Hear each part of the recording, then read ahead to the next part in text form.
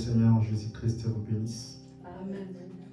Que Dieu vous comble. Amen. Soyez bienvenus dans la maison du Seigneur. Sans plus tarder, je vous invite à se tenir debout. Avec nos Bibles à la main, nous allons prendre la Bible dans le livre de Psaume numéro 122. Psaume 122.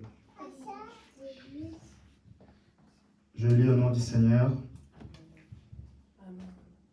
Je suis dans la joie quand on me dit « Allons à la maison de l'Éternel ». Nos pieds se sont arrêtés à tes portes, Jérusalem. Jérusalem, toi qui es bâtie comme une ville qui forme un ensemble bien uni, c'est là que montent les tribus de l'Éternel, comme témoignage pour Israël, afin de célébrer le nom de l'Éternel, car là où sont installés les trônes pour le jugement. Les trônes pour la maison de David, demandez la paix de Jérusalem, qu'ils vivent tranquilles ceux qui t'aiment, que la paix soit dans tes remparts et la tranquillité dans tes donjons. À cause de mes frères et de mes amis, je dirais donc que la paix soit à toi. À cause de la maison de l'Éternel, notre Dieu, je recherche ton bonheur. Que Dieu ajoute la bénédiction dans sa parole. Amen. Amen. Nous allons prier pour introduire le programme d'aujourd'hui entre les mains du Seigneur Jésus-Christ. Prions tous ensemble. Seigneur Dieu Tout-Puissant, nous sommes devant toi, Seigneur, ce matin avec mes frères et sœurs. Nous sommes là ici pour toi, Seigneur Jésus. C'est pour te rencontrer, c'est pour t'écouter, c'est pour te louer, c'est pour te rendre un jour de paix, Seigneur Jésus. Père bien-aimé, Par notre présence, nous te disons encore merci parce qu'il t'a plu que ce matin, que nous puissions encore être comptés parmi les vivants. Père bien-aimé, nous te disons merci parce que nous sommes encore réunis ce matin autour de ton nom, le nom du Seigneur Jésus-Christ, ce nom précieux que tu as donné parmi les hommes. Même les familles dans le ciel et sur la terre portent tous le même nom, le nom du Seigneur Jésus-Christ. Père bien-aimé, nous te disons merci parce que quand nous allons quitter, nous n'allons pas quitter comme nous sommes venus, mais nous allons quitter avec une partie de toi. Père, écarte l'homme du côté, dispose la parole pour tes enfants, afin que la sémence puisse être sémée en eux et que cela puisse porter des fruits. Père, pour le reste, nous remettons entre tes mains. Dans le nom puissant du Seigneur Jésus-Christ, nous avons ainsi prié. Amen. Amen. Nous allons rester debout, nous allons prier pour les requêtes. Pour ceux qui connaissent des gens qui sont dans des difficultés, qui ont des problèmes, n'hésitez pas à penser à être dans vos prières.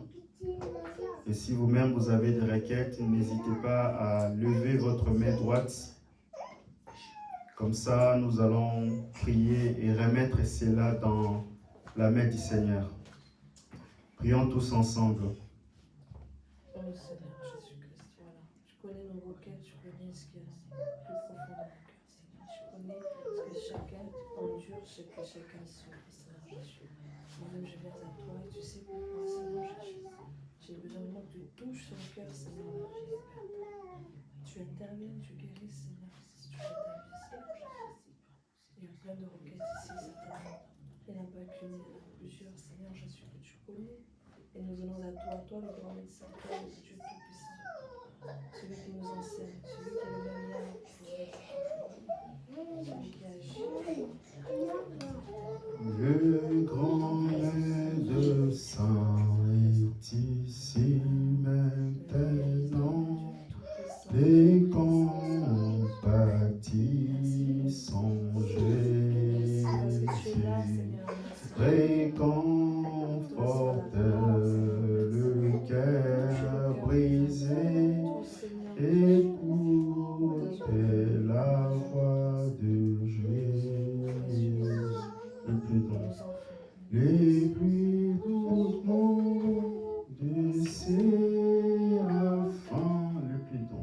les plus doux sont pour un mortel, les plus doux qu'aient jamais chanté.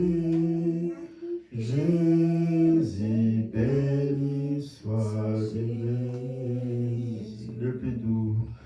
le plus doux chant de séraphins, le plus doux nom pour un mortel, le chant plus doux jamais chanté. Jésus béni soit Jésus. Père bien-aimé, nous venons devant toi avec les requêtes de tes enfants. Père, toi tu connais le désir qui habite leur cœur, mieux que quiconque. Père bien-aimé, nous venons recommander chacun entre tes mains. Ceux qui ont perdu la santé, Père, que tu pousses leur redonner. Ceux qui n'ont plus la joie, tu pousses leur redonner. Ceux qui ont perdu les bonnes choses qu'ils avaient, Père, nous te recommandons que tu pousses leur donner dans le nom puissant de Seigneur Jésus-Christ. Nous savons que toi, tu n'es pas un homme pour mentir. Quand tu promets quelque chose, tu l'accomplis. Et je crois de tout mon cœur que tu as déjà donné à tes enfants ce qu'il faut pour qu'ils puissent, Père bien-aimé, être un peu dans leur cœur, dans leur âme bien-aimée. Voilà pourquoi, Père, nous recommandons chacun d'entre tes mains. Et pour le reste, nous te recommandons dans le nom puissant du Seigneur Jésus-Christ. Nous avons ainsi prié et nous croyons que quand ils vont retourner, ils ont déjà la solution à leurs problèmes. Dans le nom puissant du Seigneur Jésus-Christ, nous avons ainsi prié. Amen. Amen. Amen. Nous allons prendre mon livre de cantiques. Ami de Jésus, c'est le numéro 80.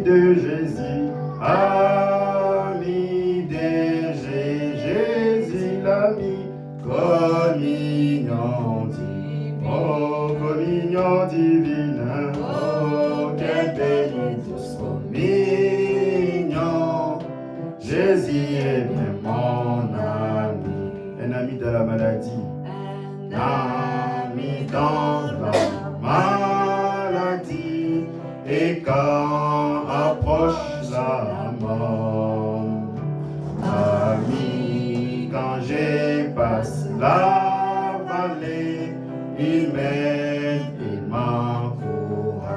Ami de Jésus, ami de Jésus, l'ami, communion divine, oh, communion divine, oh, quelle bénie tous communion. Jésus est bien mon ami. Ami, quand ma courte vie s'arrête. Quand ma courte vie s'arrête. Ami, quand passe la terre.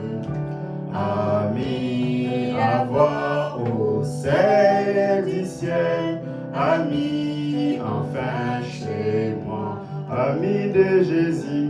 Ami de Jésus, l'ami, communion divine, oh, communion divine, oh, quelle belle et douce communion, Jésus est bien mon ami, oh, ami de Jésus, ami de Jésus, l'ami, communion divine, oh, communion divine, oh, quelle bénie douce communion,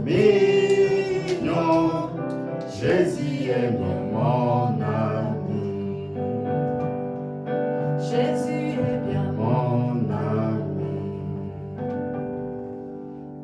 Nous allons prendre un cantique spécial de notre sœur.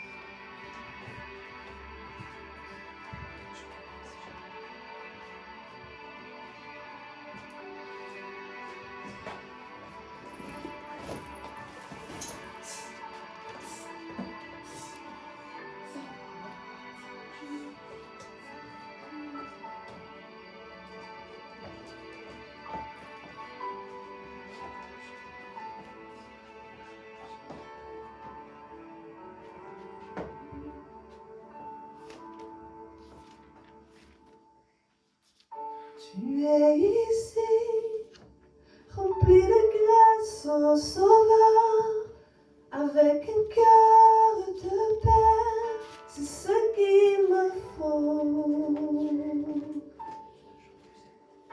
Tu es ici, avec tes mains pour bénir, et la puissance de l'Esprit, c'est ce qu'il me faut.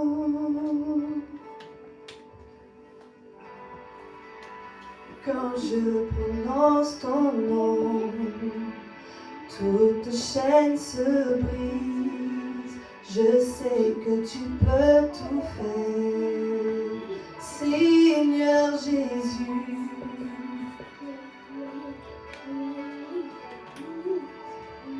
Peut faire taire vent et vagues, et quand je prononce ton nom,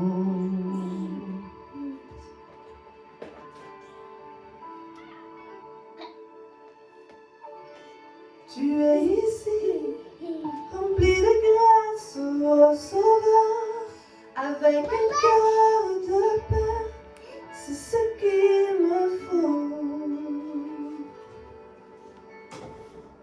Tu es ici, avec tes mains pour bénir, et la puissance de l'Esprit, c'est ce qu'il me faut. Et quand je prononce ton nom, toute chaîne se brise. Je sais que tu peux tout faire, Jésus. Juste le son de ton nom peut faire taire vent et vagues. Et quand je prononce ton nom, tu Tu es ma force, l'encre de mon âme, tu n'échoues jamais. Mon espoir, ma délivrance, ma liberté. Tu es ma force, l'encre de mon âme, tu n'échoues jamais. Mon espoir, ma délivrance, ma liberté. Et quand je prononce ton nom, toute chaîne se brise. Je sais que tu peux tout faire, Seigneur Jésus. Juste le son de ton nom peut faire taire vent et vent. Et quand je prononce ton nom, que Dieu vous bénisse. Amen. Que le Seigneur Jésus-Christ vous bénisse. Amen. Nous allons prendre le dernier cantique pour introduire notre programme d'aujourd'hui.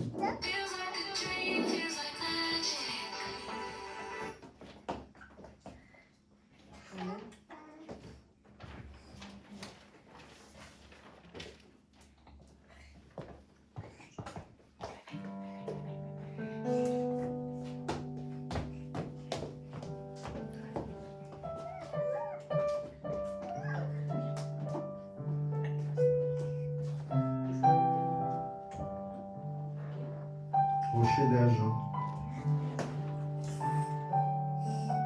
numéro 33.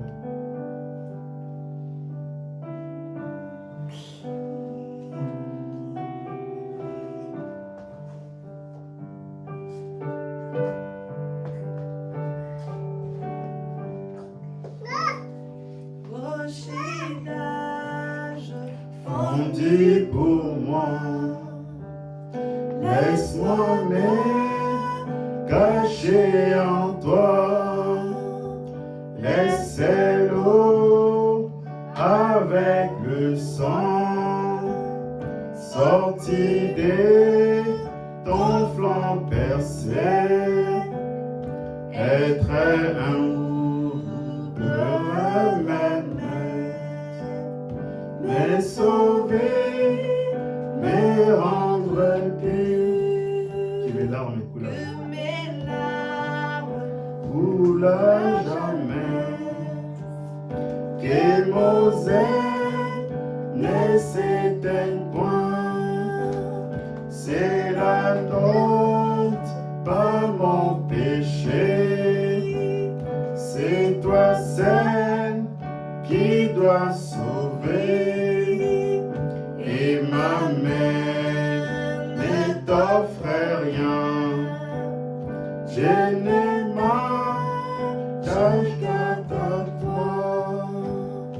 Alors j'aspire ce souffle quand mes yeux se fermeront. Et quand je me lèverai, je te verrai sur ton trône, rocher d'âge, fondé pour moi. Laisse-moi me cacher en toi, rocher d'âge, fondé pour moi. Laisse-moi me cacher en toi.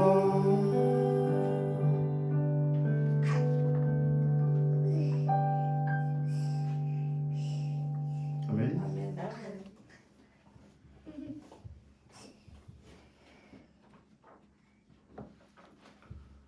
Nous allons nous tenir debout.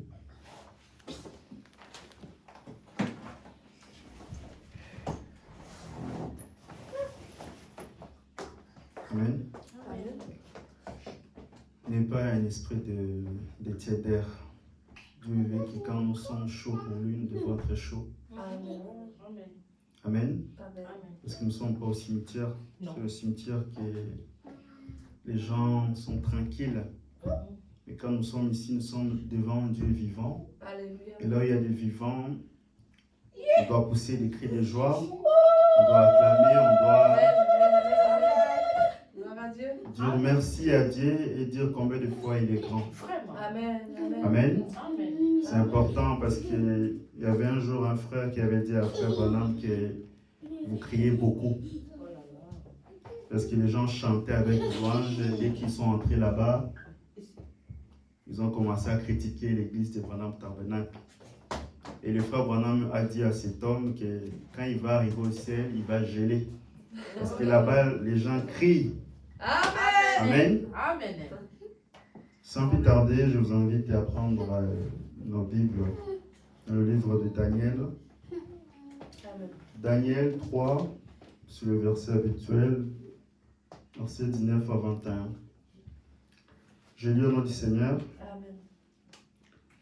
Alors Nebuchadnezzar fit remplir de fureur et l'aspect de son visage, changeant devant Shadrach, Meshach et Abednego.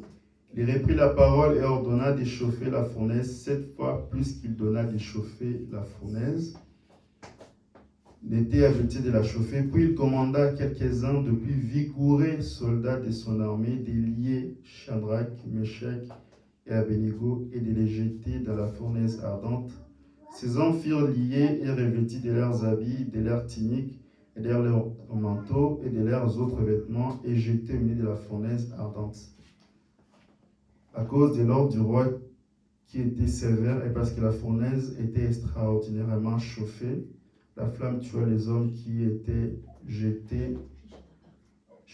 avaient jeté Shadrach, Meshach et Abednego, et ces 3 hommes, Shadrach et Abednego, tombèrent liés au milieu de la fournaise ardente. Vous pouvez vous asseoir. Amen. Alors le roi Nebuchadnezzar fut effrayé et s'éleva précipitamment. Il prit la parole et il dit à ses conseillers: n'avons-nous pas jeté au milieu du feu 3 hommes liés? Ils répondirent au roi: certainement, au roi. Il reprit et dit: eh bien, je vois 4 hommes sans lien qui marchent au milieu du feu et qui n'ont pas du mal, et l'aspect du 4e ressemble à celui d'un fils de Dieu. Amen. Amen. Donc, pour le chapitre suivant, Colossiens 2, je vous laisse le lire à la maison pour pouvoir gagner du temps. Amen. Amen. Que Dieu ajoute la bénédiction dans sa parole. Amen.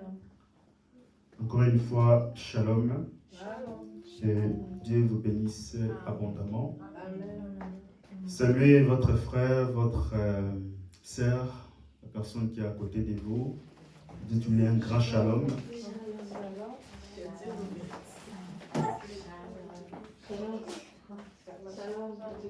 Amen, amen. Que Dieu vous comble abondamment. Et comme on avait lu au début, que David disait que je suis dans la joie lorsqu'on me dit d'aller dans la maison du Seigneur.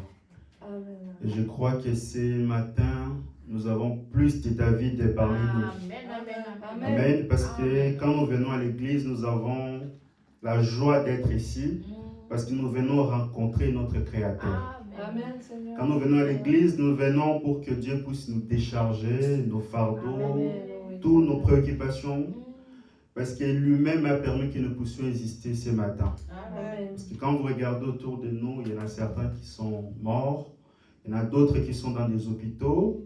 Et je vous ai toujours dit, comme j'ai l'habitude de vous dire, si vous voulez apprécier la grâce, faites un tour dans des hôpitaux, dans des cimetières, alors vous saurez que la grâce que Dieu vous donne est une bonne chose pour vous. Voilà pourquoi nous devons dire merci Seigneur. Lèvons la main au ciel pour dire à Dieu merci pour tous les bienfaits qu'il fait dans notre vie. Amen. Amen. Et quand nous venons à l'église, nous venons pour que Dieu puisse nous parler. Amen. Amen. Vous ne n'êtes pas venu ici parce que je suis un citoyen strasbourgeois. Vous n'êtes pas venu à l'église juste pour voir des bâtiments, pour voir des chaises, non. Mais on est venu ici pour que Dieu puisse nous parler. Et mon souhait, mon désir aussi ce matin, c'est pour vous prêcher quelque chose qui peut vous servir dans vos vies, dans vos activités, quand vous sortirez, que ce soit à l'école, que ce soit au travail, que ce soit à la maison.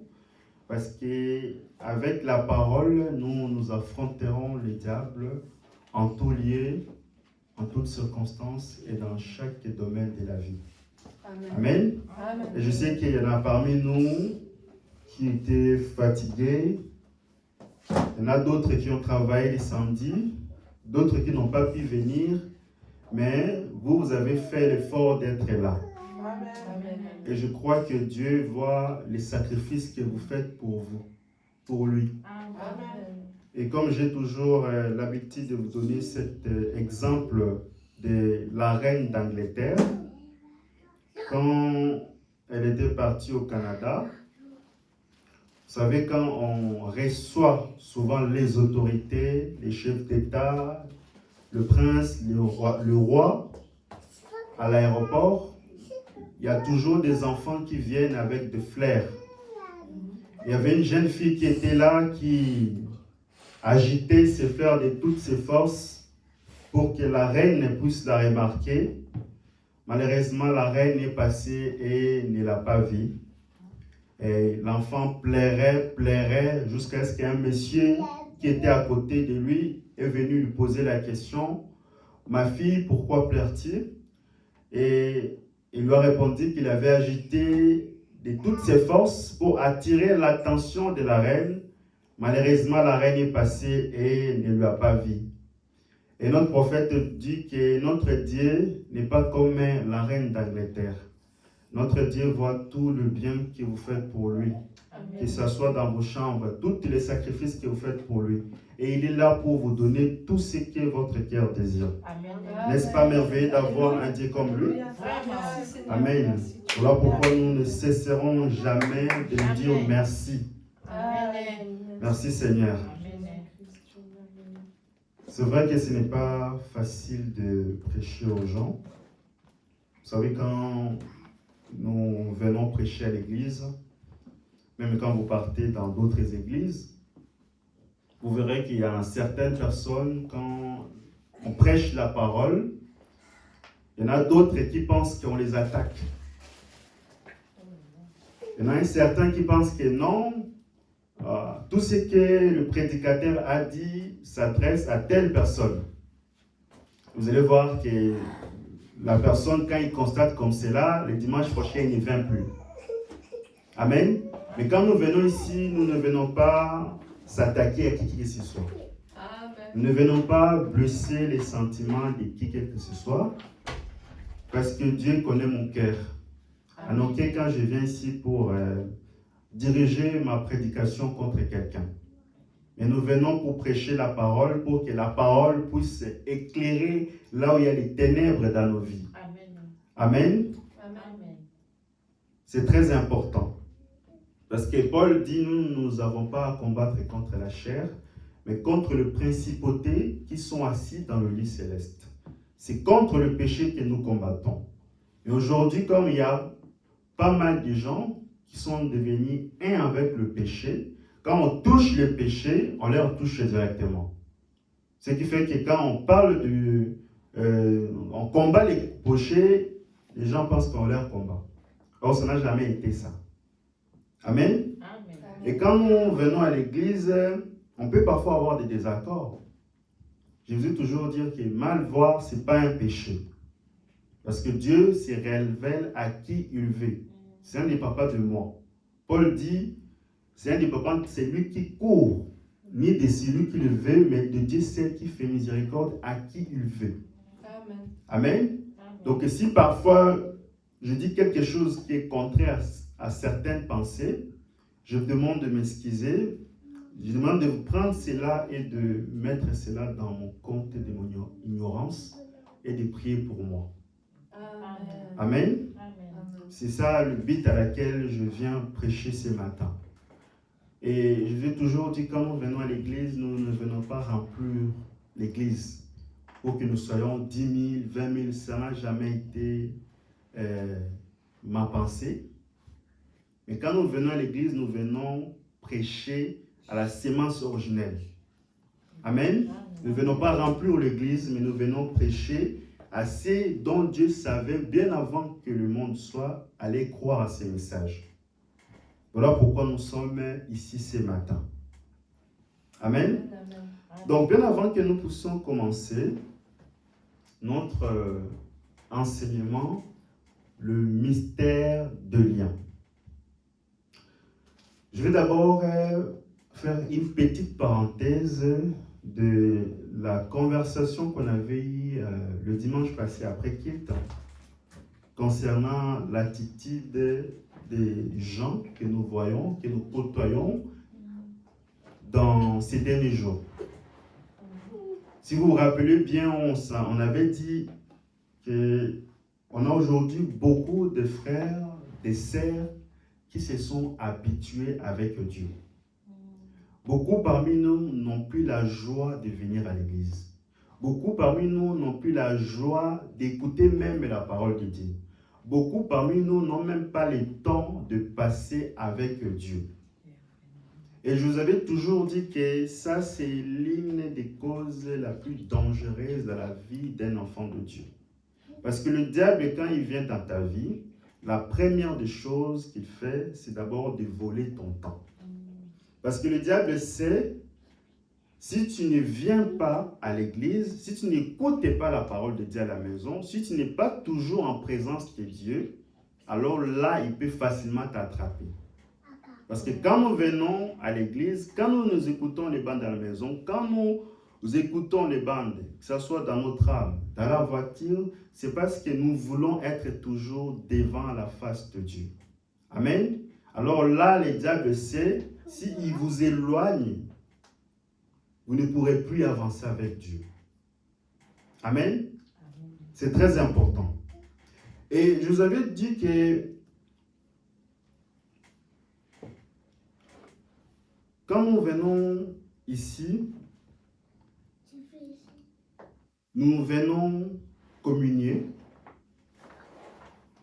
et nous devons toujours communier dans la joie. Amen, amen. Et durant cette conversation, on avait soulevé un point. On n'avait plus ce qu'on appelle la joie. La joie fait partie des lignes des choses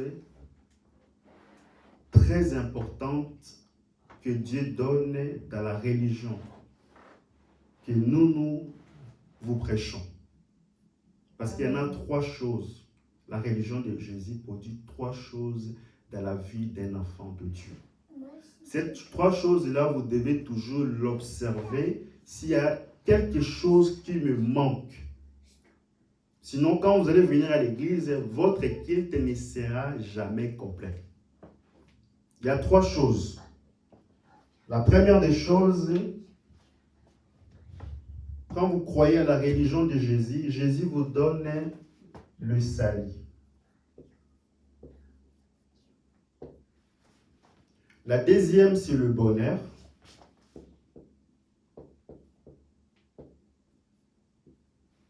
Et la troisième, c'est la joie.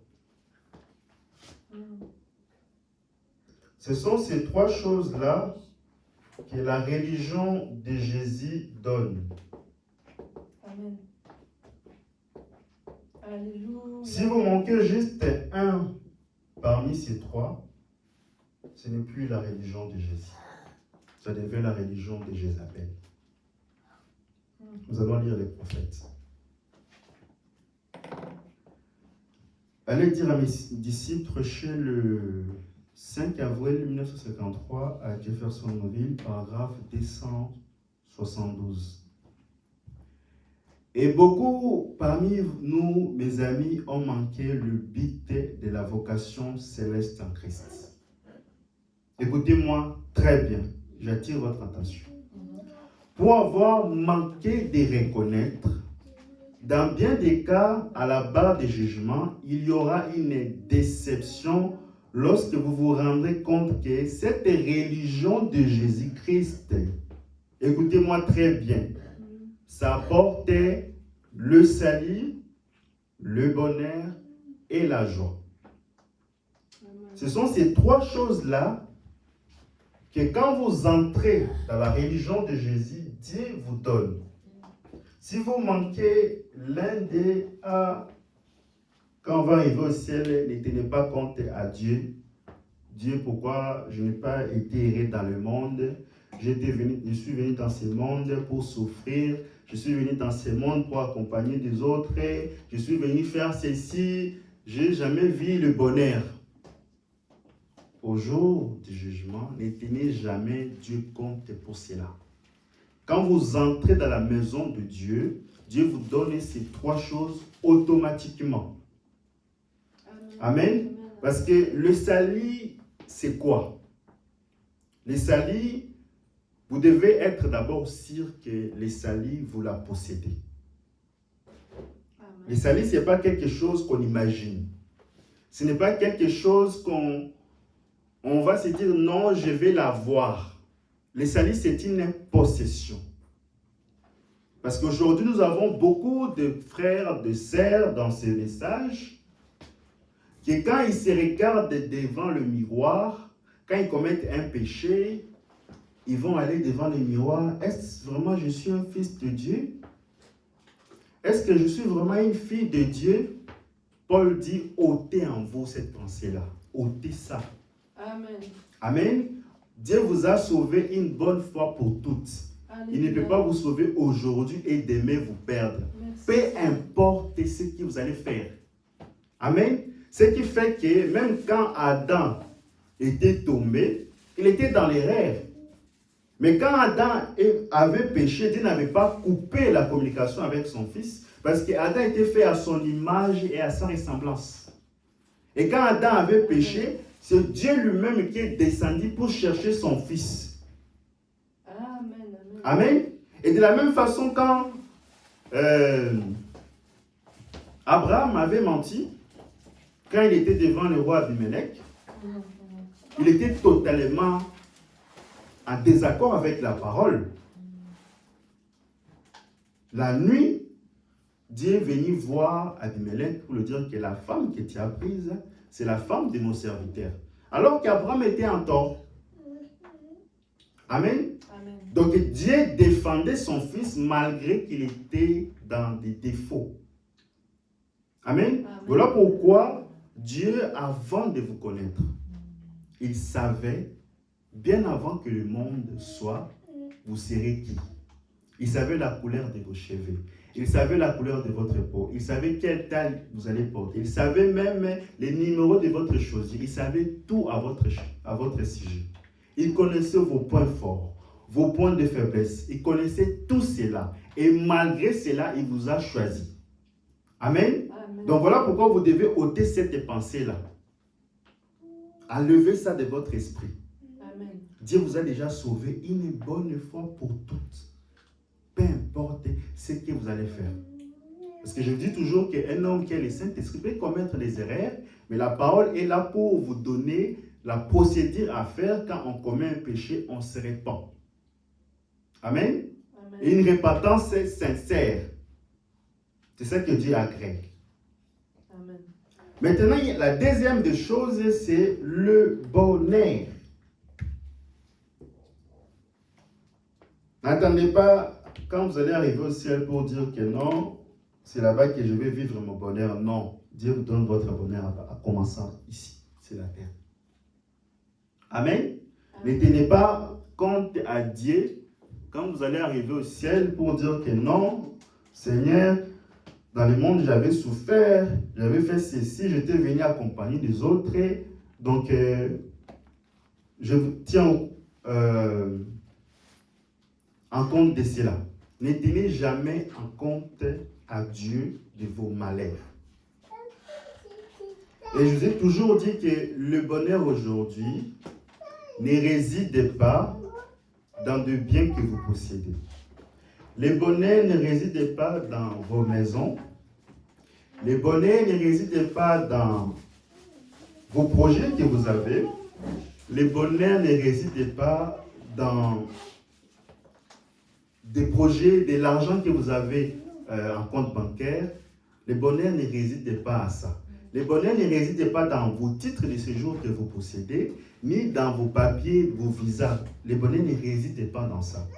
Le bonheur réside dans la satisfaction du peu que Dieu vous donne. Et le peu que Dieu vous donne, là, c'est ça qu'on appelle la parole. Parce que la Bible dit, cherchez premièrement le royaume des cieux, et tout cela vous serait donné par-dessus. Amen. Parce qu'aujourd'hui, nous avons beaucoup parmi nous attendre que quand leur situation va être régularisée, quand ils auront de voitures, quand ils auront de maisons, alors en ces moments, ils peuvent vivre le bonheur. Ce qui fait que quand il manque quelque chose dans leur vie, ça crée ce qu'on appelle la frustration. Ils sont tout le temps en colère, ils sont tout le temps énervés parce qu'il manque quelque chose. Et le fait de manquer quelque chose, ça crée à eux des intentions nerveuses. Ils sont tout le temps nerveux. Alors le véritable bonheur, c'est quand vous avez Christ dans votre vie. Amen. Et quand vous avez Christ dans votre vie, vous avez tout. Parce que la Bible dit que cherchez premièrement le royaume des cieux et tout. Et dans tout là, il y a tout. Vos projets, vos maisons, vous avez tout dedans. Voilà pourquoi je dis toujours le véritable héritage aujourd'hui que vous pouvez léguer à vos enfants, ce n'est pas vos maisons. Ce n'est pas vos voitures, vos projets. Non, ça, ce n'est pas un véritable héritage. Le véritable héritage aujourd'hui que vous pouvez donner à vos enfants, c'est la parole de Dieu. Amen. Parce que ça ne peut jamais tomber. Amen. Que vous soyez vivant ou mort, la parole prendra toujours soin de vos enfants. C'est ça la chose la plus importante. Amen. Donc je vais prendre un cas simple du bonheur que nous avons ici en France. En France et au pays, dans chaque parcelle que vous passez, que ce soit à partir d'ici, quand vous quittez, jusqu'à chez vous à la maison, dans chaque parcelle que vous voyez là, dans chaque foyer, ils ont un projet commun. Ces projets, nous tous, nous l'avons. Que vous vivez ici en Europe, que vous soyez en Afrique, c'est un projet que nous tous, nous avons, ce qu'on appelle les projets d'achat d'une maison.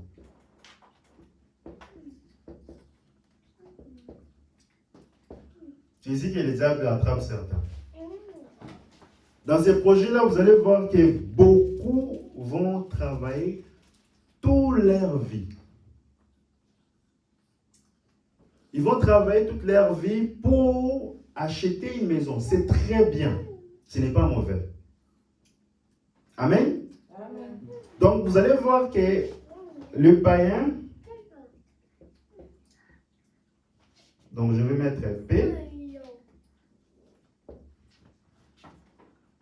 Je vais prendre celui-là comme C, comme chrétien.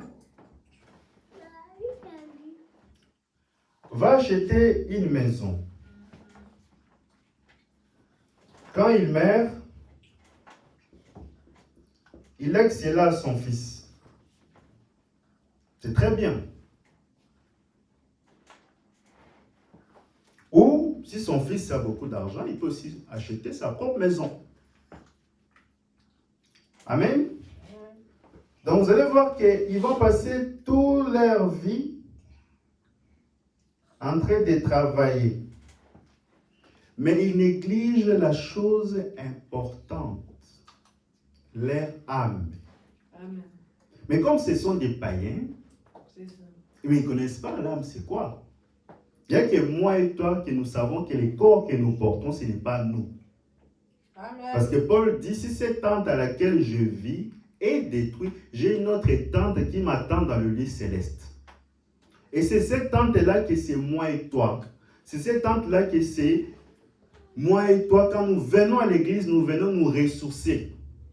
Lui, il ne se nourrit pas de McDo, il se nourrit de la parole. Amen. Amen. Donc vous allez voir qu'ils vont acheter la maison, c'est un cercle vicieux. Il laisse la maison à son frère, à son fils. Son fils achète une maison, il laisse à son fils, ainsi de suite. Amen. C'est ça. Maintenant, à la fin du monde,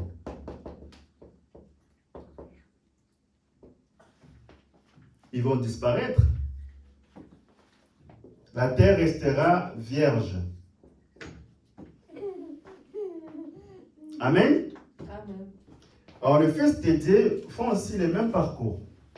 La différence, à quelques différences près. Amen. Je ne vous ai jamais dit que c'est mauvais d'avoir des appartements à votre propre nom. C'est très bien. Amen. Mais il ne faut pas penser plus de temps à travailler pour le bien de ses corps. Parce que Dieu se soucie plus de ton âme que de toi-même. Amen. Amen. Parce qu'il dit à quoi bon que vous puissiez posséder toutes les richesses de ce monde et de perdre votre âme à la fin. À quoi bon? C'est ça. Amen. Rassurez-vous d'abord que votre vie est en ordre dans la parole, en écoutant Dieu. Parce que nous avons aujourd'hui beaucoup de frères, de sœurs dans ces messages qui sont errés sans Dieu. Vous avez déjà vu des gens comme ça? Ils ont des voitures, ils ont des maisons, mais ils n'ont pas la vie de Jésus. Vous pensez que le bonheur là, ça vient de Dieu? Ça ne vient pas de Dieu. Ça vient du diable. Parce qu'on ne peut pas, je vous ai toujours dit, on ne peut jamais être erré dans ce monde sans la parole. C'est impossible. Amen. C'est impossible. Parce que dans les mondes, nous avons des gens qui ne connaissent pas Dieu, qui fument, qui boivent d'alcool, ils sont errés. Est-ce que le bonheur là vient de Dieu? Non. Amen. Donc vous allez voir que vous allez acheter une terre, vous allez léguer ça à votre enfant, et à la fin du monde,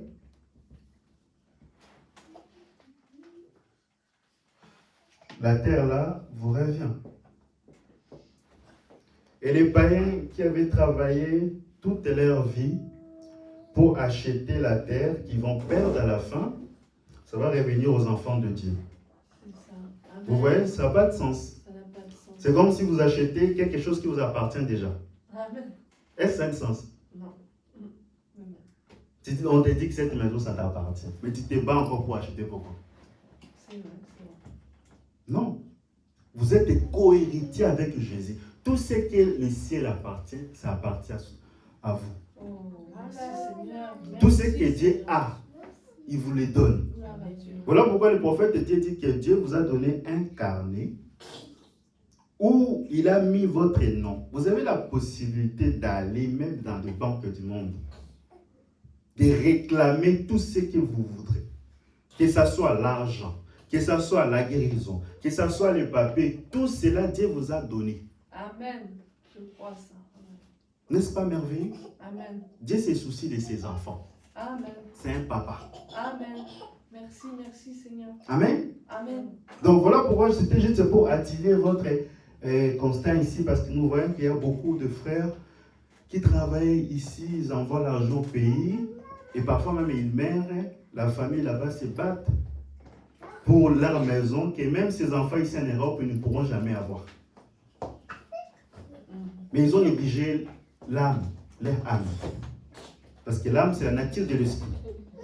C'est ça qui est la chose importante. Amen.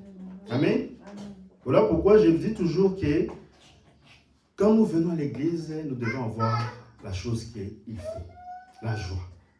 Nous Amen. devons avoir ces trois choses. Alléluia. La troisième des choses, c'est la joie. Amen. Amen. Amen. Merci Seigneur. La joie, c'est important dans la vie d'un homme. David, quand il avait écrit les livres des psaumes, il plairait.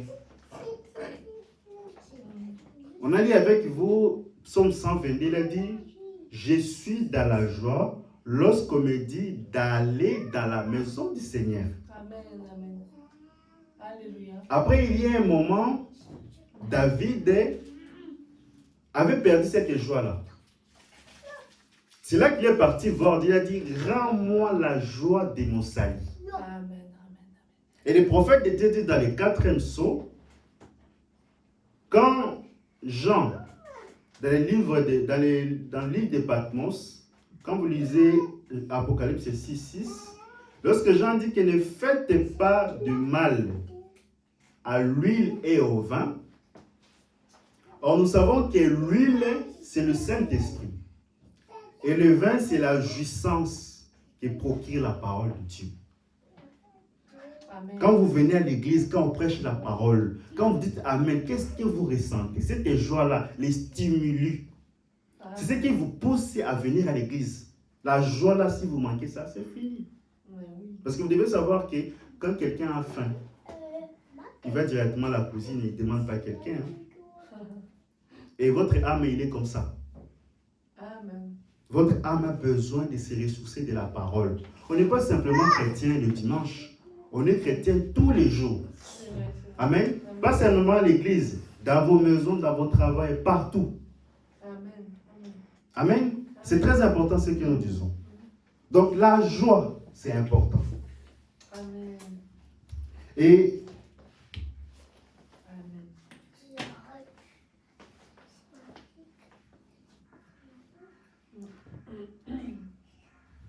Et quand le dimanche arrive, on est tous passés par là, hein, les enfants.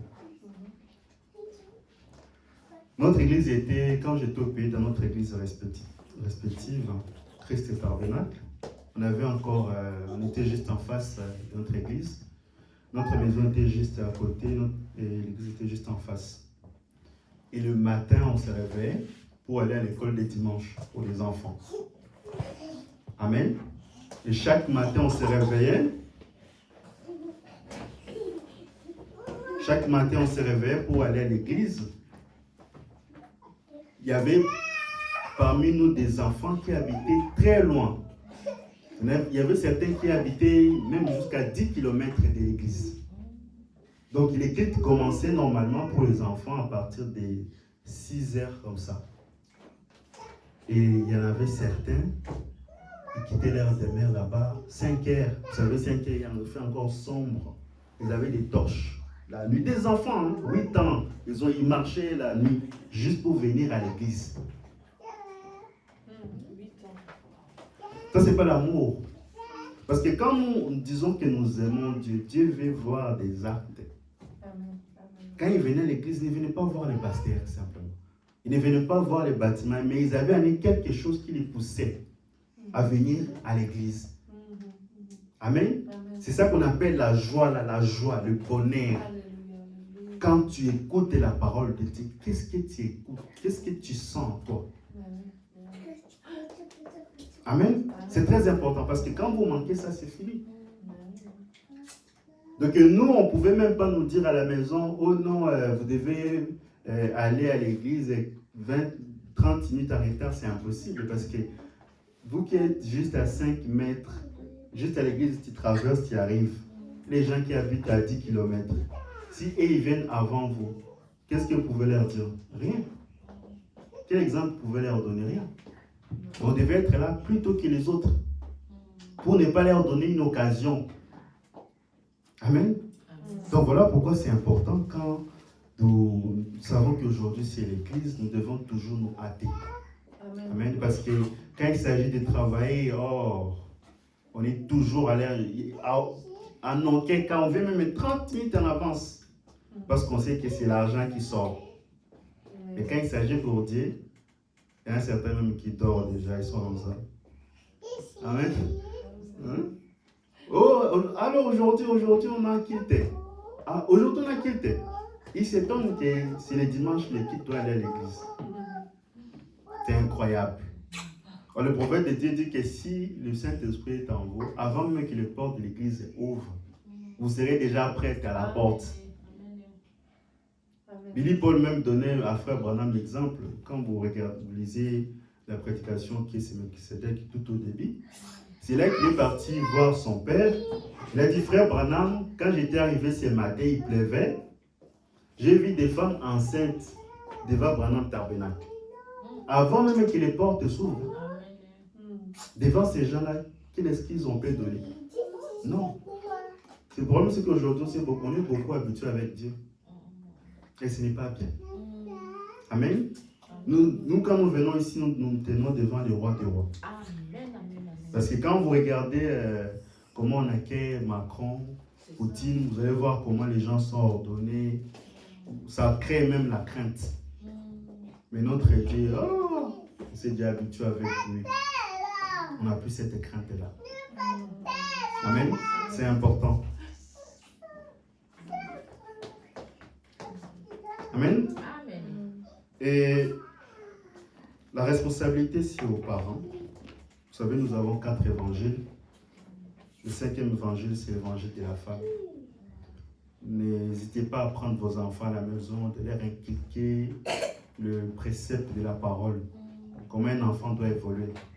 J'ai toujours donné l'exemple de la femme de John Wesley. Wesley qui était le prophète de Philadelphie. Juste à celui qui avait, ce que Frère Branham avait précédé, donc Wesley après Branham. Donc Susan Wesley ils avaient 19 enfants. 19 ans. Wow. Et chaque jour, cette femme, vous savez ce qu'elle faisait? Il récitait à ses enfants les promesses de Dieu. Le matin, le soir, il appelle ses enfants. Venez ici, qu'est-ce que vous avez pris à l'église? Il leur pose des questions. Amen. À cause des sacrifices que sa maman avait fait, on a eu des grands hommes dans leur famille. Charles et John Wesley. Pourquoi? Parce que la maman avait joué un rôle dans le projet de l'enfant. Amen. C'est important. N'hésitez pas à prendre vos enfants, à leur poser souvent des questions. Parce que quand nous venons à l'église, nous ne sommes pas des spectateurs. Amen. Dieu ne vous a pas créé juste pour vous créer, non pour juste parce que je vais voir mon fils ou ma fille, et ça va comme ça, non. Il vous a créé pour un but. Et le but que vous avez sur la terre, c'est de manifester Dieu dans vos vies. De manifester la grâce de Dieu dans vos vies. Amen. Dieu avait promis qu'il ne vous donnera pas tout ce que vous désirez, mais il vous donnera tout ce que vous en avez besoin. C'est différent. Amen. Voilà pourquoi nous devons toujours s'attendre à Dieu. Maintenant, nous allons entrer dans notre prédication d'aujourd'hui. Le mystère de lien.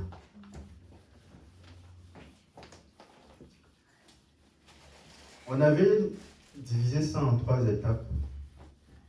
La première étape, on avait dit que on avait parlé longuement sur les origines de liens. La deuxième étape, on avait parlé sur la manifestation de ces liens-là dans nos vies, dans notre entourage, dans la société, etc. On avait parlé longuement. On a passé plusieurs sciences là-dedans. Maintenant, là, nous entamons le dernier point, comment briser ces liens. Amen. Donc, c'est une nouvelle équation, briser.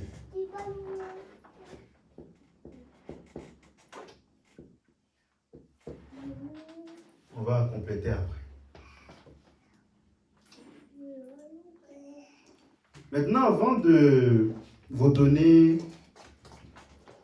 les éléments des formules, nous allons d'abord parler des liens. Parce que depuis le début, on lit toujours Daniel 3. Il y en a certains qui sont fatigués de ces versets-là. Ils n'ont jamais compris pourquoi j'ai donné ces versets. Amen. Amen. Donc on va commencer là où tout a commencé. D'abord, nous allons prendre l'histoire de Daniel. Nous allons prendre l'histoire de Daniel, comment ça avait commencé en Israël et comment ils ont été déportés jusqu'à Babylone. Amen. Donc je vais prendre 2 tableaux.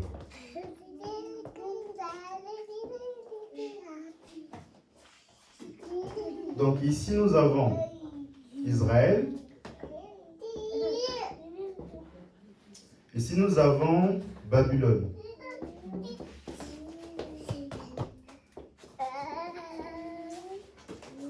Quand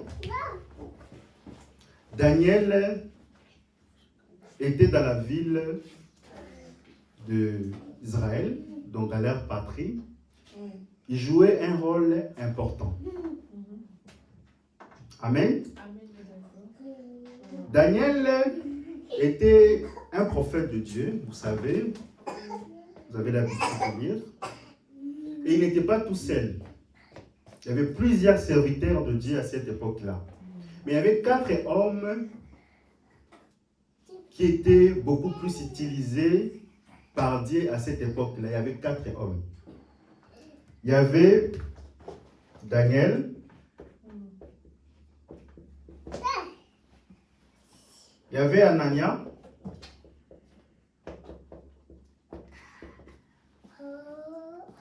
il y avait Michaël, et les derniers, Azaria.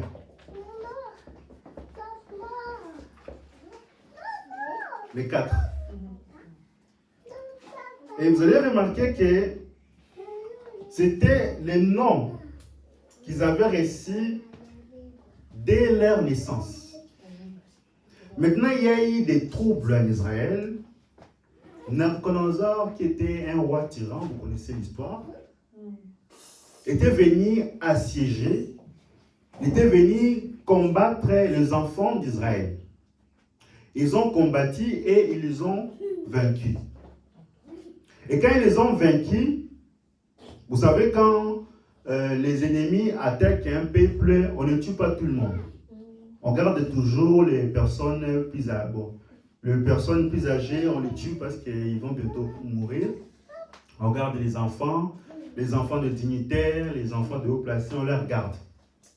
Maintenant, il y avait 4 hommes en Israël que les rois Nabuchodonosor avaient ordonné de les garder. Parce qu'ils jouaient un rôle important en Israël. Et ces hommes-là, c'était ces 4 personnes que j'ai citées. Maintenant, quand ils sont entrés en Babylone, leurs noms ont changé.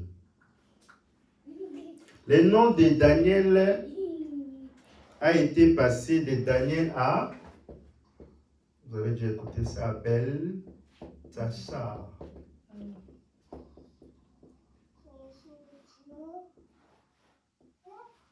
De Anania à Shadrach.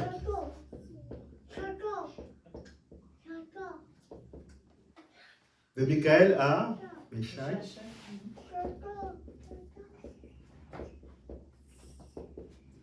Et de Azaria à Abednego.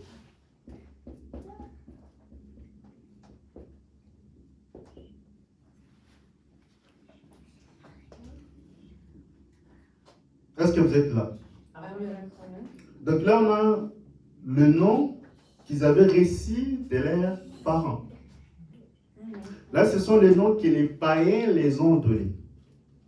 Et quand nous venons dans ce monde, les noms que nos parents nous ont donnés, ce n'a jamais été les noms que nous avons hérités. Pour les enfants de Dieu. Parce que les noms que Dieu vous a donnés, quand vous étiez nés, ce n'était pas Bokili, ce n'était pas Mafuta, c'était le Seigneur Jésus-Christ.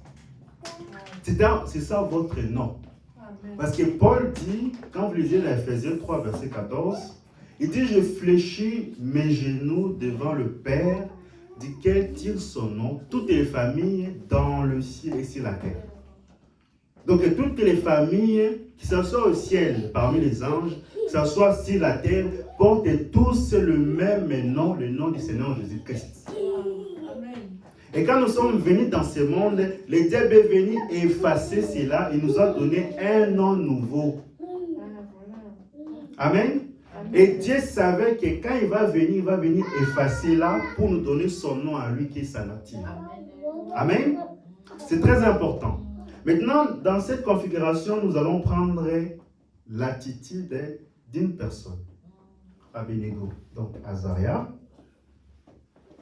Vous allez voir les comportements d'Azaria quand il était en Israël et quand il était à Babylone, c'est pareil. Je vais prendre Azaria, on n'aura pas le temps de prendre tout le reste. Pour ceux qui sont lecteurs bibliques, savent Azaria, il était qui? Durant l'époque des rois, vous connaissez le roi Osias. Osias était un grand roi. Quand on l'avait ordonné au roi, il était jeune. Durant son règne, il a prospéré Israël. Il était devenu grand roi, il était devenu très populaire. Au point que quand il est devenu populaire, l'orgueil est monté dans son cœur. Ce qui se passe parmi beaucoup de chrétiens aujourd'hui. Quand il est pauvre, on ne connaît pas encore sa nature. Attendez simplement quand Dieu va le bénir. Tout l'orgueil va venir. Ça n'a jamais été l'argent qui l'a rendu orgueilleux. Il a toujours été orgueilleux, mais l'argent est venu ressusciter la nature qui était en lui. Amen. Et c'était exactement comme ça que Osias était. Maintenant, Osias, il a vu les gens dans les temples faire les sacrifices de l'Éternel. Lui aussi, comme il était roi, il a dit, je veux aussi faire le sacrifice. Amen. Et il est entré dans le temple. Il a voulu faire les offrandes que les sacrificateurs faisaient. C'était Azaria qui est allé vers le roi Osias pour lui dire qu'il n'était pas permis de faire cela. Amen. Reste à ta place. Amen. Comme Dieu aimait beaucoup Osias, quand Azaria a fait cela, c'était pour l'empêcher de pécher contre Dieu.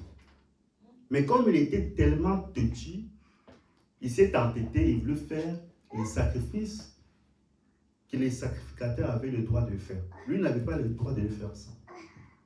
Amen. Et comme il s'entêtait, vous savez ce que Dieu a fait? Dieu l'a frappé de la lèpre. Et le même jour, il a quitté de son trône de roi et est devenu lépreux après qu'il est mort. Amen. Donc vous allez voir que Azaria, quand il était en Israël, il était toujours un chrétien fervent. Quand il a quitté d'Israël pour arriver à Babylone, il n'avait pas changé sa position. Nabuchodonosor avait levé les statues de Daniel, vous savez, les statues d'or. On a lu avec vous. Il a demandé à ces trois hommes de les adorer. Et ils ont refusé. Amen. Amen. Et les statues d'or aujourd'hui, vous savez c'est quoi? Parce que les statues là, c'était les statues de Daniel. Amen. Et vous aussi, il y en a certains parmi nous qui ont leurs statues. Alors les statues, c'est la divinité. L'or, c'est la divinité. Amen. Beaucoup sont devenus des idoles de leur propre corps.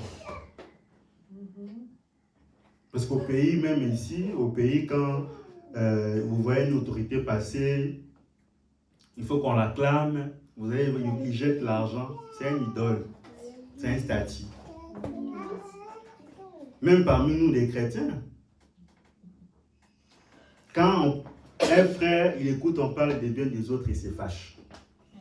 Il veut toujours qu'on parle des biens de lui. Dès qu'on parle des biens de quelqu'un d'autre, il se fâche. Amen. C'était une petite parenthèse. Maintenant, quand Abednego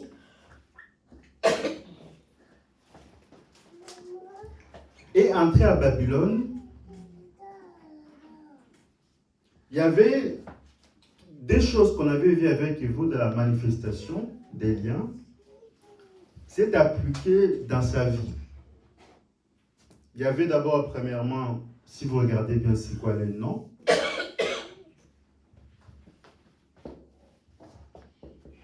On avait lu avec vous les noms. deuxième des choses, appliquez ça dans les origines, vous allez voir. Donc les noms, parce que les noms ont changé, des Daniel avec ça, des Aya Abednego, ça a changé. La deuxième des choses, vous vous rappelez pas? Les pays. Ouais, l'esprit des pays. Que Dieu vous bénisse. L'esprit des pays.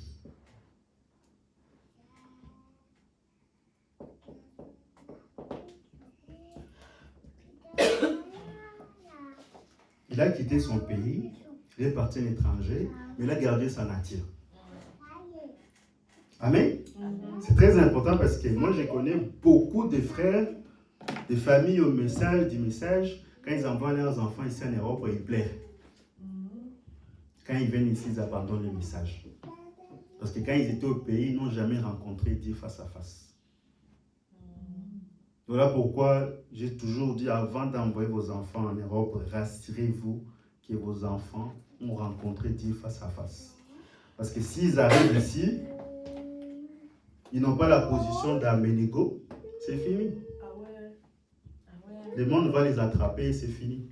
Dieu ne peut jamais t'envoyer quelque part et te laisser au bout du chemin. Il ne fait jamais ça. Quand il t'envoie quelque part, il va avec toi. Il ne te laisse jamais un chemin te débrouiller. Il est toujours avec toi.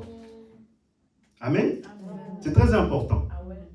Parce que Dieu s'intéresse à tout ce que vous faites. Tout ce que vous envisagez. Et il est là pour vous aider. Il n'est pas là pour vous engueuler. Vous avez fait ça. Dieu n'est pas comme ça. Il désire vous aider mieux que vous-même. Amen. Donc, et quand Abednego, on les avait liés. C'était ça les liens. Les liens du monde, les liens du pays, on les a liés, on les a jetés dans la fournaise ardente. Et à cause de la position qu'ils avaient prise, il y a eu un quatrième homme qui est apparu là-bas. Et ce quatrième homme-là, c'est le Seigneur Jésus-Christ. Et je prie que cet homme-là soit dans votre vie. Qu'il puisse couper tous vos liens familiales. Qu'il puisse vous délivrer. Qu'il puisse vous donner tout ce que votre cœur désire. Amen. Et nous croyons que ce Dieu-là est capable. Parce que nous ne croyons pas un Dieu historique, nous croyons un Dieu vivant qui descend et agit pour ses enfants. Amen. Parce que le prophète de Dieu dit que notre Dieu n'est pas simplement un Dieu qui écoute notre prière, mais c'est aussi un Dieu qui exauce. Et il est là pour vous exaucer. Amen. Et vous devez croire cela. Donc,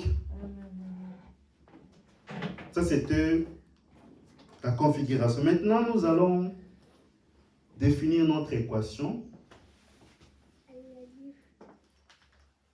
Briser. Comment briser maintenant? Vous savez comment on brise une chaîne? Qui a déjà brisé une chaîne ici? Que ce soit des vélos, motos.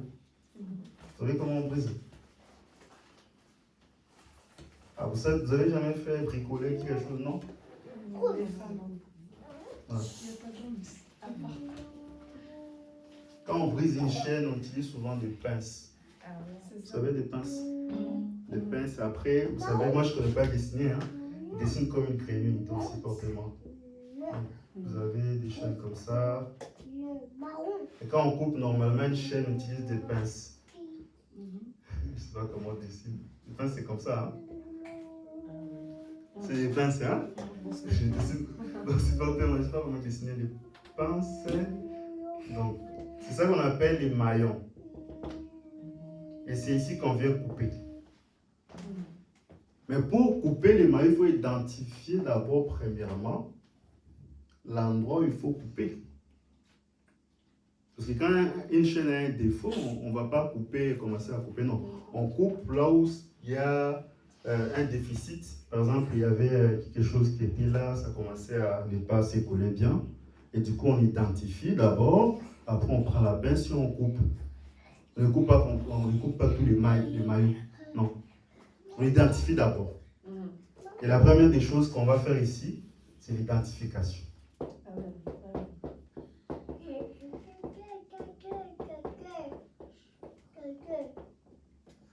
L'identification, c'est très, très important. Que ça soit dans nos prières, que ça soit dans nos vies. Quand vous voulez faire quelque chose, il faut d'abord s'identifier. Amen. L'identification, c'est important. Si vous ne savez pas identifier vos problèmes, vous pourrez prier tous les jours, le matin, soit les démons qui t'en vont, ne vont jamais quitter. On peut vous prendre de l'huile, on vous met ici. On vous lave avec de l'huile, ça ne va jamais quitter. Vous devez donc premièrement identifier d'où vient la cause de toutes mes maladies, de tous mes problèmes, de tous mes soucis, ça vient d'où? Amen. Amen. Quand un malade va chez un médecin, s'il dit par exemple, docteur, je souffre de maux de tête, et que le docteur lui donne l'Idoliprane, ce n'est pas un bon docteur. Amen. Un bon docteur va diagnostiquer d'abord la cause de la maladie. Il va chercher à savoir, à faire passer les examens. Alors en ce moment, il sait quel médicament vous donner. Là, il ne t'entend plus. Il vous donne les médicaments qu'il faut pour vous. Maintenant, imaginons que vous êtes dans un endroit où votre médecin traitant n'est pas là. Vous appelez par exemple dans une ville à côté, vous partez en voyage. On vous donne un rendez-vous dans 3 mois.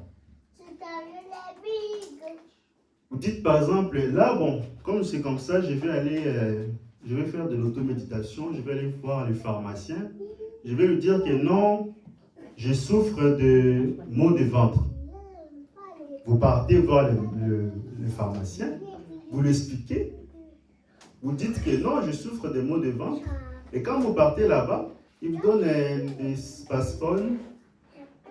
Alors que vous ne souffrez pas de maux de ventre, c'était plutôt des hémorroïdes par exemple. Vous pensez que les médicaments là auront des faits? Non, parce que vous n'avez pas identifié la cause de la maladie. Vous devez premièrement identifier d'où vient la cause de la maladie. Amen. Et c'est exactement quand Dieu veut opérer la guérison pour ses enfants, il va même plus loin vous révéler des choses que vous avez faites, des péchés que vous n'avez pas confessés. Et quand il vous dévoile cela, c'est pour vous donner une occasion de vous repentir afin de vous guérir. C'est important. Parce qu'il y a un démon pour qu'il puisse quitter dans votre vie, vous devez l'identifier, c'est très important. Je donne encore un autre exemple. À l'école. À l'école, quand on fait un appel, on appelle tout le monde à son nom. Mais c'est tel, présent. Telle personne présente. Amen. Maintenant, imaginons qu'il y a un démon dans la salle. On ne connaît pas son nom. Parce que question, on dit, hey, toi, sors dehors, vous pensez qu'il va sortir, non? Il ne va pas sortir, il faut l'appeler à son nom. Quand il dit, toi démon là-bas, sors. Là, il se reconnaît, il dit, ah, ils m'ont découvert. Là, maintenant, il sort. Mais aussi longtemps que vous n'identifiez pas qui il est, il ne peut jamais sortir. Vous pouvez même le gêner tous les jours. Il ne sortira pas. C'est l'identification. On prend encore notre exemple. Vous partez à la CAF. La CAF, vous partez dans les assurances maladie. Quand vous partez à l'accueil, on vous reçoit. Parce que vous comptez voir les guichets, vous comptez partir au guichet. Donc, vous n'allez pas juste aller là-bas, tu vas croiser les bras, on va m'appeler. Non, parce qu'il peut y avoir des gens qui sont passés devant toi, etc. La chose que vous faites d'habitude, vous partez prendre un numéro, vous appuyez sur la machine, il y a un numéro qui sort. Et c'est le numéro-là qui vous identifie, que quand vous allez voir votre numéro dans l'écran, alors vous partez. Ce n'est pas pour rien. Et quand votre numéro apparaît, donc ça vous identifie, alors en ce moment-là, ça vous donne l'occasion d'aller au guichet.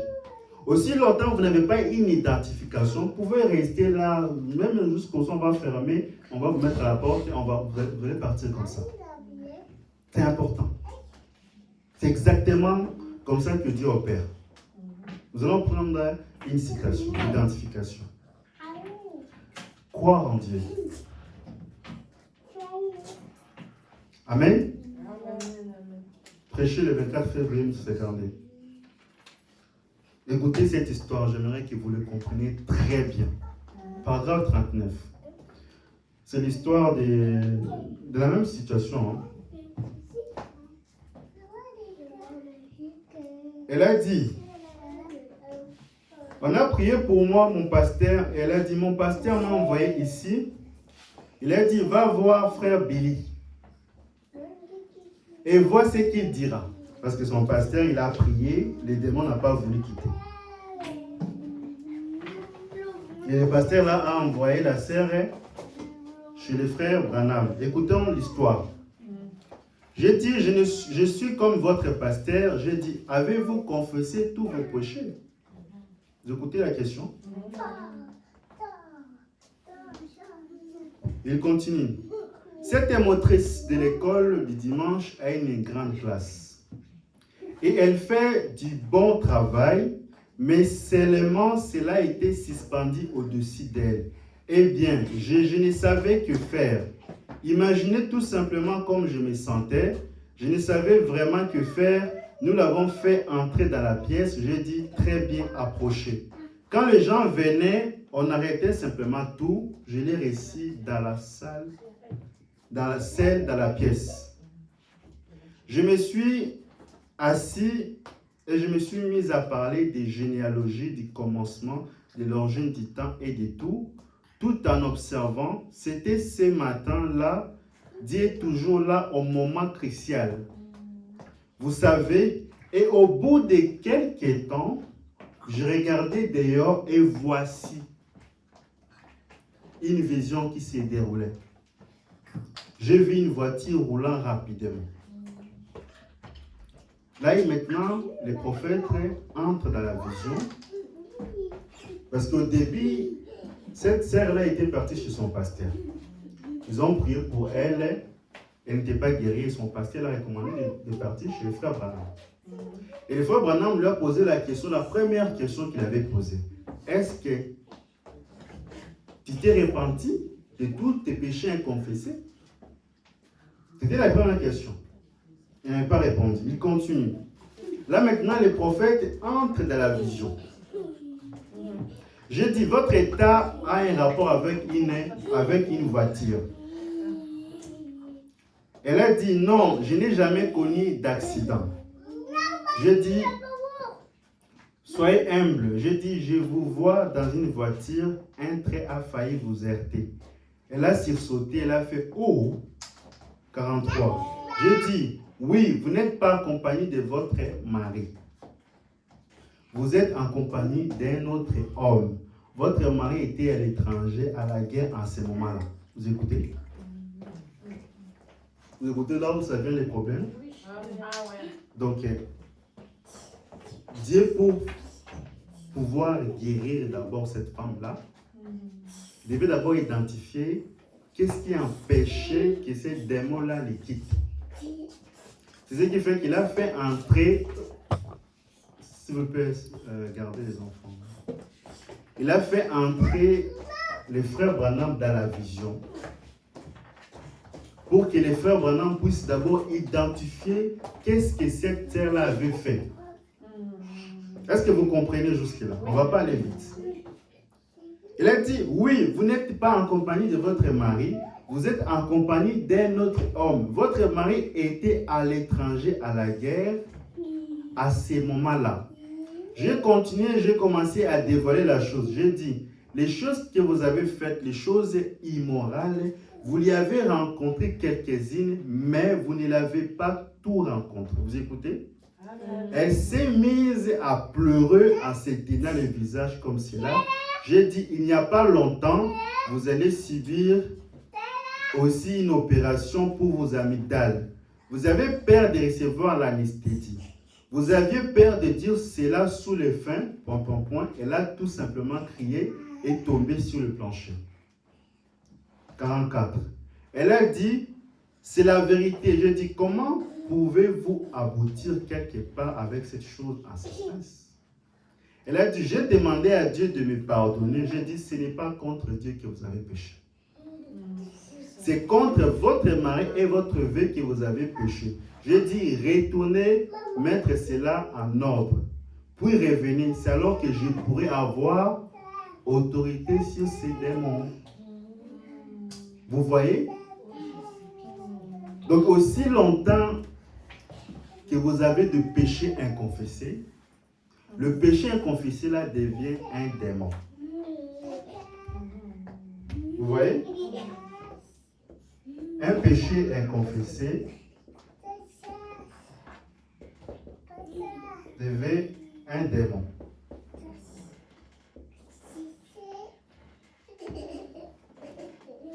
« 45. Je vais vous laisser 45, vous allez lire à la maison. Donc, je vous avais dit que Dieu opère avec l'identification. Donc, le frère Branham, quand il est entré dans la vision, c'était pour découvrir qu'est-ce qui s'est passé dans la vie de cette sœur. Quand il a identifié les problèmes, alors en ces moments, il a prié pour que les démons quittent.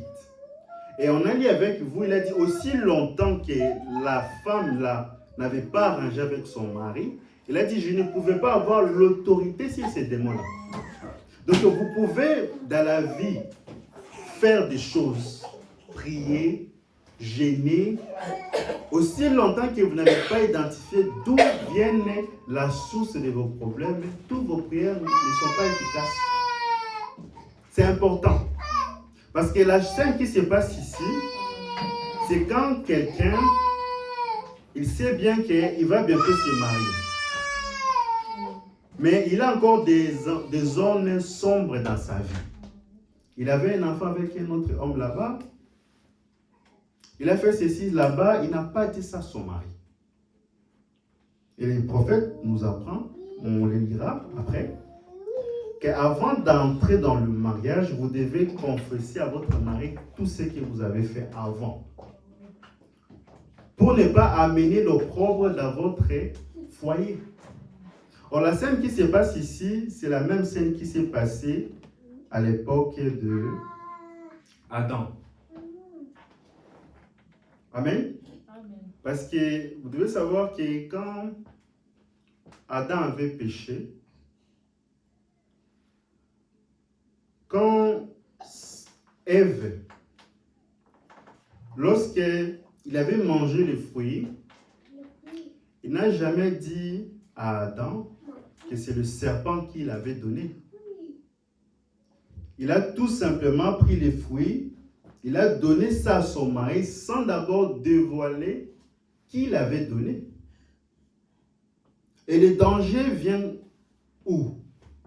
Or, nous savons que les fruits, vous savez, ce n'était pas les fruits abricots qu'on mange, non. Ce n'était pas ça. Amen. Parce qu'ils avaient accompli l'acte sexuel. Amen. Donc, quand il avait fait ça avec les serpents, nous savons que les serpents étaient un homme, ce n'était pas les serpents que vous voyez là. Il était un homme, comme le prophète le dit. Quand il avait fait cela, il n'avait pas dit ça à Adam. Parce que quand vous lisez Genèse 3, vous pouvez le lire, hein, en aucun cas, il dit qu'il avait dit ça à Adam. La Bible dit, quand vous lisez dans Genèse 3, on va le lire. Je prends Genèse 3, verset 4. Alors le serpent dit à la femme, vous ne mourrez pas du tout, mais Dieu sait que le jour où vous en mangerez, vous y s'ouvriront et que vous serez comme de Dieu qui connaissent le bien et le mal. Écoutez le verset 6. La femme vit que l'arbre était bon à manger, agréable à la vie et propre à donner du discernement. Elle a pris de son fruit et en mangea et en donnant aussi à son mari qui était avec lui et il en mangeant. Il n'a jamais dit à Adam qu'il était avec le Messie serpent. Et pourtant, il était dans son foyer, un péché inconfessé. Ce n'est que plus tard, quand Dieu descendit, c'est là maintenant qu'Adam avait compris. Parce que quand il est descendu, il dit, Adam, où te caches-tu? Parce que Dieu devait identifier la cause de la maladie. Parce qu'il savait que c'était le serpent qu'il faisait. Mais pourquoi il avait posé la question? Il a dit, Adam, où te caches-tu? Il a dit, je me cache. Il a dit, pourquoi te caches-tu? Il a dit, c'est parce que tu as mangé le fruit de l'arbre que je t'avais interdit. Il a dit, oui. Il a dit, qui t'a appris que tu es nu? Il a dit, c'est la femme que tu m'as donnée. Après, il a appelé Ève. Ève, viens ici. Qui t'a demandé de manger le fruit? Oh non, c'est le serpent qui m'a séduit. C'est à ce moment-là qu'Adam a su que c'était les serpents. Donc, Dieu devait d'abord identifier la cause de la maladie pour que prochainement, si le serpent vient, alors Adam sait quelle position adopter. C'est important.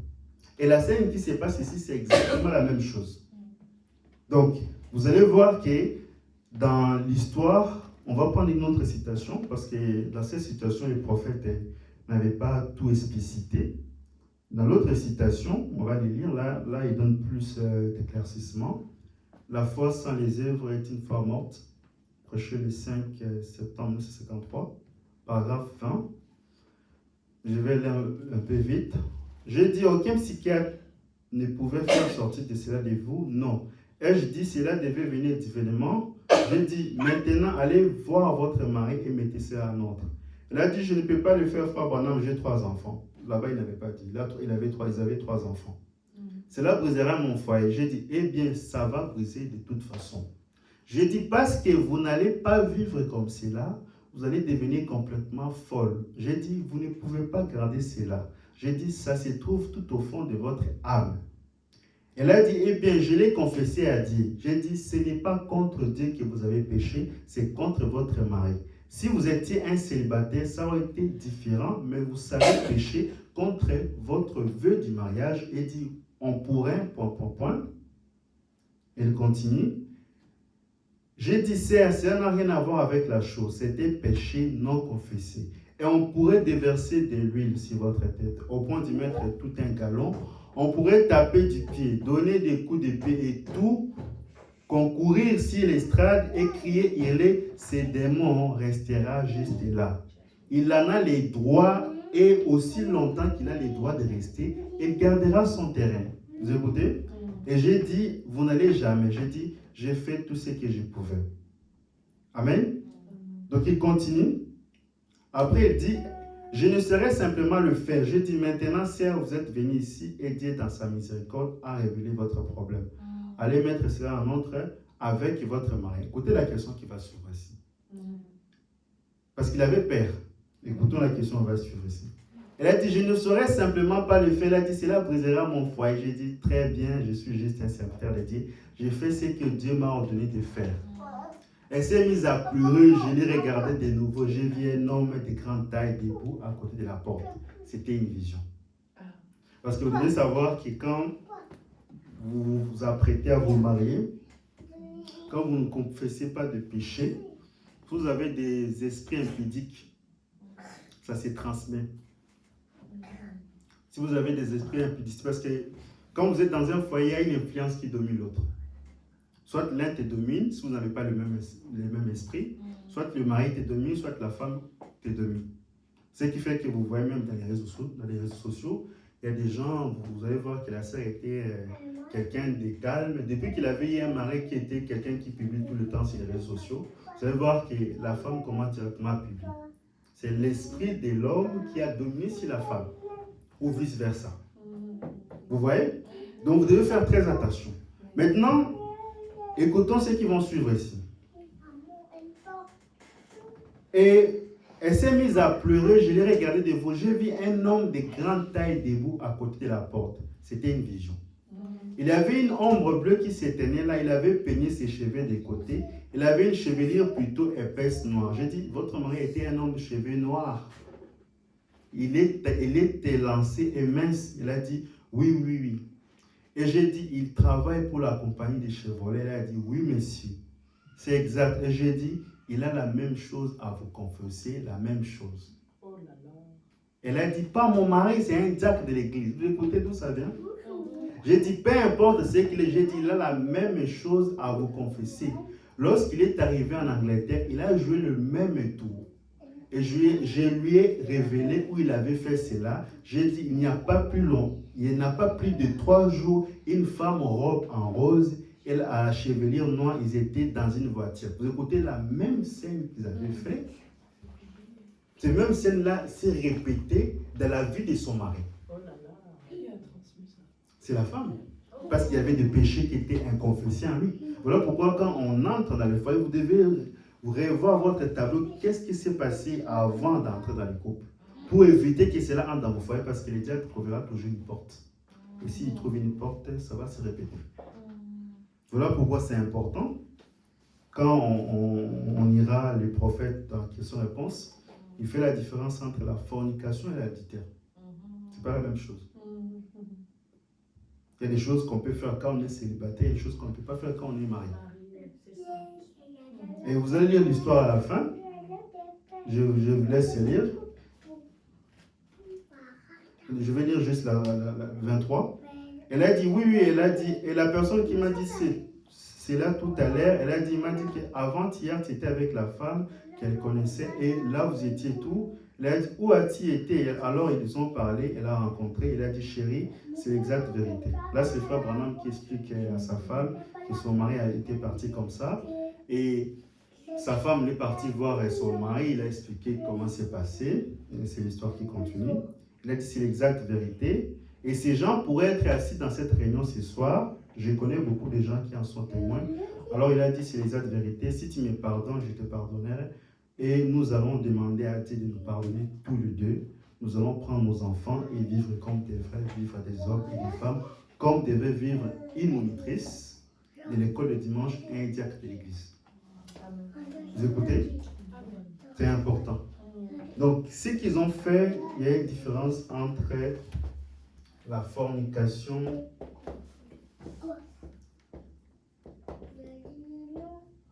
et l'adultère. On va lire les prophètes.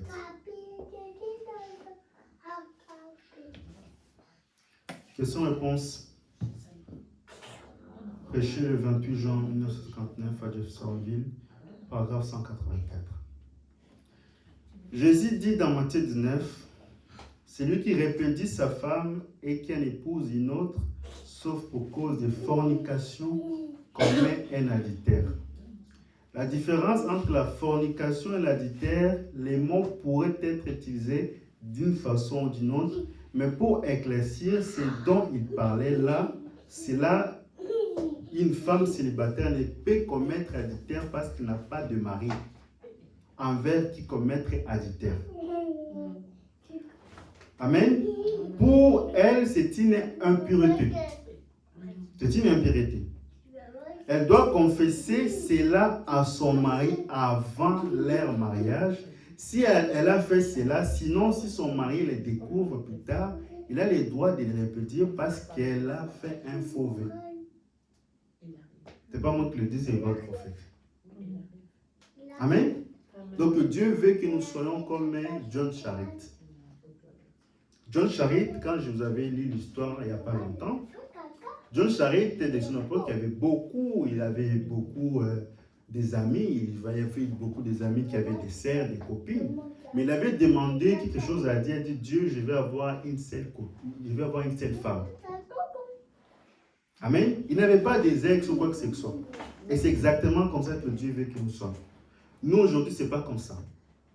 On a des frères, dans le monde, il avait plusieurs copines. Et quand il vient dans ces messages, il va chercher des messages où il y a on croit à la polygamie. Et quand il entre là-bas, il va prendre 3, 4 femmes, il devient polygame.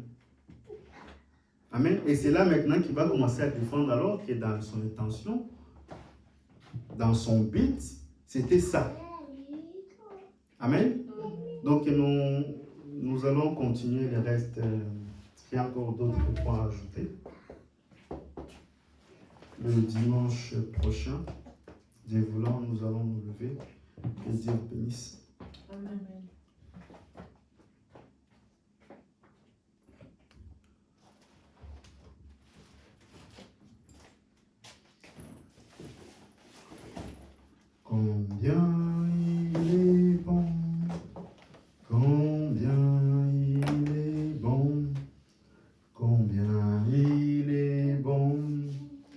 Mon Seigneur, mon Dieu, combien il est bon. Alléluia. Puis je les louerai toujours. Oui, combien il est bon, combien il est bon, combien il est bon, bon Seigneur mon Dieu, combien il est bon, alléluia, oui je les louerai toujours, oui combien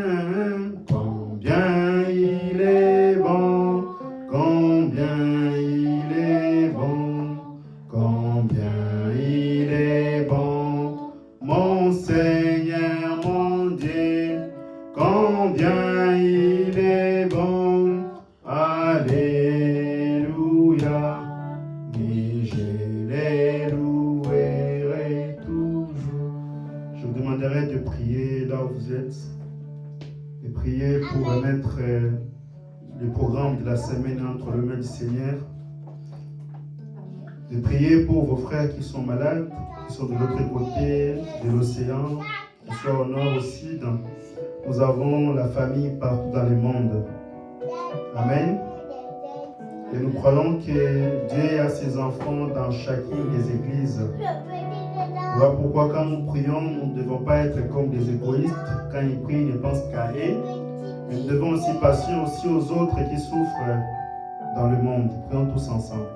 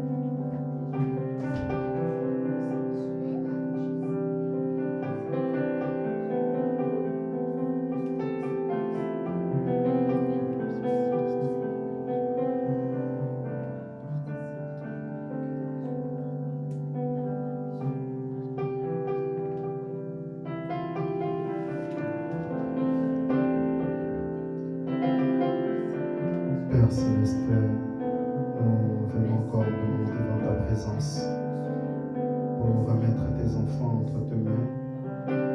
Parce que nous croyons que quand nous allons rentrer, nous n'allons pas rentrer comme nous sommes venus. Nous allons rentrer avec une partie de toi, Père bien-aimé. Père, nous venons remettre tes enfants partout là ils sont, qu'ils soient ici en France, qu'ils soient en Europe, au sud, à l'est, à l'ouest. Toi, Père Céleste, tu as tes enfants dans chacune des églises. Et nous croyons que Père, toi tu connais le désir qui habite dans leur cœur. Père bien-aimé, nous te demandons que tu puisses les ressourcer.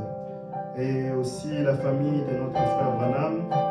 Nous savons que cet homme a travaillé toute sa vie pour que cette parole puisse arriver chez nous, que ce soit ici, que ce soit en Europe, en Afrique et partout. Nous n'avons rien à lui donner. Tout ce que nous pouvons lui donner, que Père, tu puisses le bénir, que tu puisses bénir sa famille ainsi que sa progéniture. Nous venons aussi remettre l'épouse entre tes mains, partout qui sont dans le monde, ceux qui sont ici, que tu puisses donner à chacun, Père bien-aimé, ce que son cœur désire. Que ceux qui sont malades, Père, que tu puisses donner la guérison. Ceux qui ont perdu, Père, la joie de vivre, que tu puisses donner la santé, la bonté, que tu puisses donner tout ce que toi tu possèdes dans le nom puissant du Seigneur Jésus-Christ. Et nous croyons qu'ils ont déjà obtenu ce qu'ils ont. Et pour le reste, nous remettons entre tes pères, entre tes mains, dans le parfait nom du Seigneur Jésus-Christ. Nous venons remettre la la semaine est entre tes mains. S'il y a la semaine et que toi tu puisses te disposer et que tu puisses toujours marcher avec tes enfants. Parce que les enfants d'Israël ne marchaient pas par la vie, ni à travers le GPS, ils marchaient par la foi. Et nous te demandons, Père, que tu puisses toujours être avec tes enfants, que tu puisses les accompagner partout où ils vont partir, que ce soit à l'école, que ce soit à la maison, au travail, que tu puisses toujours être avec eux. Comme ta parole t'a dit, que tu ne seras pas seul, tu ne resteras pas seul, mais tu seras toujours avec nous. Parce que toi, tu es un père pour les orphelins, un mari pour le veuve. Et le reste, nous avons entre tes mains, dans le parfait nom du Seigneur Jésus-Christ. Nous avons ainsi prié. Amen. Amen. Allez dans la joie du Seigneur, que Amen. sa bonté soit toujours avec vous. Amen. Amen. Et que si Dieu veut lever, nous puissions nous retrouver les jours qui viennent. Allons tous de la joie du Seigneur. Que Dieu bénisse.